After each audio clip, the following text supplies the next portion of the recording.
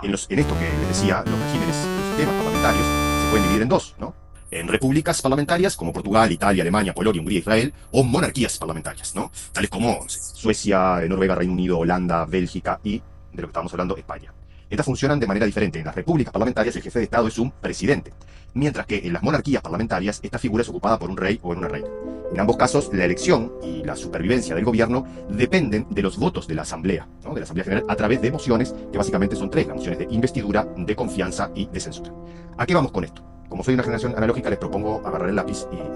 y tirar el cassette para atrás, al momento de la última elección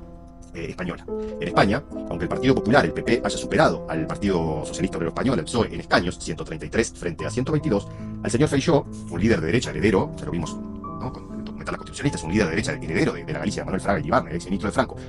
paréntesis, a quien se le revelaron fotos de torso bronceado en un yate junto a un altísimo narco allá por mediados de los 90 y pidió disculpas y todo bien. Blindaje mediático que le llaman, no le alcanzó para formar gobierno. Y aunque en la derechización masiva, hay que ponerle nombre a las cosas, del viejo Occidente, esa vieja Europa, ya éramos muchos y parió Vox, es decir, un partido de ultraderecha encabezado por el señor Abascal, que ya se paseaba hace algunos años atrás en conferencias bogando por una internacional de derecha junto a personajes tales como la Tana Meloni, el propio Milei, el presidente húngaro y otros actores cuyos procesos organizativos no vas a ver en la tele.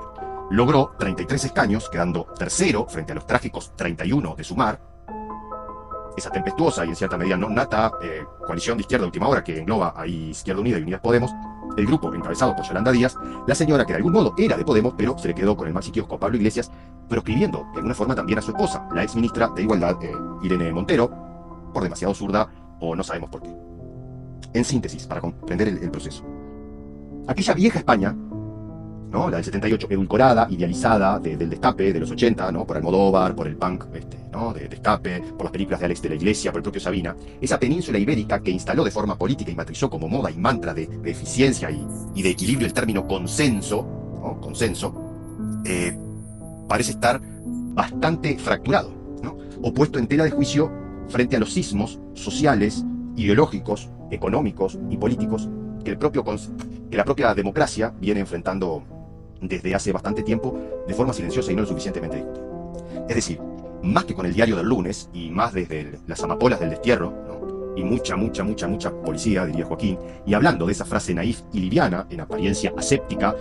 entre la relación entre política y derecho, lo jurídico y lo político, yo diría más pensar cómo los mecanismos que determinan cómo y quiénes tienen la legitimidad normativa, burocrático-weberiana, cultural y también política de interpretar las leyes, producen realidad desde determinados dispositivos de poder, especialmente aquellas tan finas como brutalmente decisivas a la hora de configurar escenarios de poder y condiciones de posibilidad de poder para un tipo u otro de orientación de gobierno.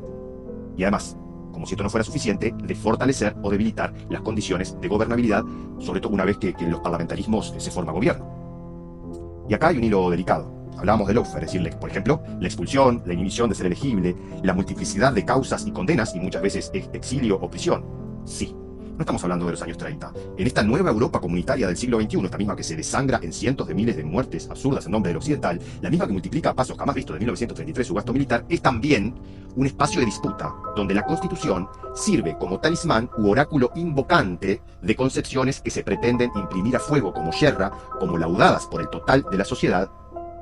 como un acuerdo, un totalizante, cuando en realidad no es más que uno de los múltiples y cada vez más intrincados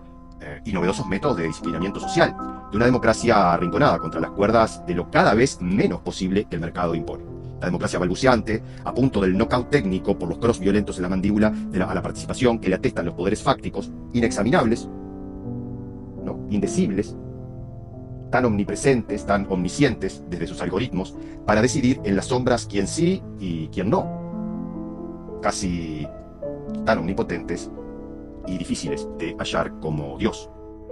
A todo este caldo le agregamos la naturalización de la estupidización, de la banalización, del vaciamiento, ¿no?, del debate público. Le asiste entonces esto el pase-gol a líderes políticos predecibles, de escaso vocabulario y en muchas oportunidades de menores escrúpulos que su léxico. A menor profundidad discursiva, menor pedagogía desde las bases de la sociedad en la construcción de ciudadanía. Y mayores los recortes a la posibilidad de una transformación efectiva de las estructuras de poder en beneficio de las grandes mayorías. A menor profundidad discursiva, a menor pedagogía, más posibilidades de que las élites decidan y de que la democracia se vuelva oscura, esa caja de la que hablaba David Easton, de inputs y outputs, pero que no se sabía cuál era el proceso en el medio, esa caja negra, black box. Y ya que de España hablamos, era muy clara la perspectiva del generalísimo Francisco Franco cuando gritaba: cuando escucho la palabra intelectual, desenfundo mi pistola. Digo esto porque está bastante de moda en ámbitos de distintos espectros ideológicos. ¿O acaso la amarga profecía que Isaac Asimov tanto temía? Decía el fantástico escritor de ciencia ficción, vaya la redundancia. Existe un culto a la ignorancia. La presión del antiintelectualismo ha ido abriéndose paso a través de nuestra vida política y cultural, alimentando la falsa noción de que la democracia significa que mi ignorancia es tan válida como tu conocimiento. Aquí es lo que Gargarella, digamos forzando un poco, ¿no?, con cierto estiramiento conceptual del que me hago cargo, denomina tensiones entre lo dogmático y lo orgánico. Es en realidad como desde el mundo de las ideas, convencimiento o producción de lo que consideramos verdadero, pasando por la naturalización, bombardeo mediático, económico, judicial, partidocrático, de la incuestionabilidad, de la legitimidad en términos herméticos y absolutos de aquellos organismos que se arrogan para sí con un conjunto complejísimo y kafkiano de validación y reproducción, el monopolio de la representación legítima de un todos, de la totalidad de un cuerpo social determinado, es como así son únicamente varios subprocedimientos para dirimir estas controversias y no otros.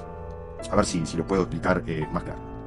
Hasta el lawfare y la violencia política, que vuelve irrespirable la vida de quienes poseen algún talento, algún fuego sagrado en su alma o condición para efectivizar una ampliación de los derechos sociales, una mayor distribución de la riqueza, y además no son permeables a la corrupción o al dinero.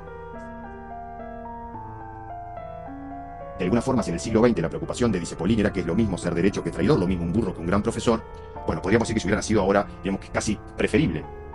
desde el punto de vista de los, para ser elegible, es preferible ser un burro que un gran profesor, y es preferible ser traidor que derecho. Por ejemplo, esa idea de una sola España, con una sola bandera y una única constitución, ¿es realmente representativa, inclusiva, satisfactoria para el todos, entendidos por el conjunto de hombres y mujeres que habitan ese determinado territorio bajo el cual esa norma se impone? ¿Significa lo mismo la lengua madre de la madre de España, el castellano, para un madrileño que para un catalán o un vasco? ¿Es posible, viable y seguro para las minorías organizadas políticamente realizar consultas populares en torno a temas como la autodeterminación para luego ser proscriptos y procesados? ¿Existe entonces un acuerdo general que garantice un mínimo de convivencia pacífica con un nivel aceptable de equidad social y libertades civiles y políticas, las más básicas y minimalistas, propias, por ejemplo, de las definiciones de la teoría de acción racional de Anthony Downs o del primer Robert Dahl, al menos en términos del derecho de asociación, la capacidad de discrepar públicamente con el gobierno o con los gobiernos o con los poderes sin ser castigados por ello, la libertad de opinión, una prensa libre y un conjunto de reglas mutuamente acordadas entre todos permitan a quienes se encuentran en la oposición organizarse libremente y con garantías para disputar en la arena democrática el gobierno mediante elecciones libres?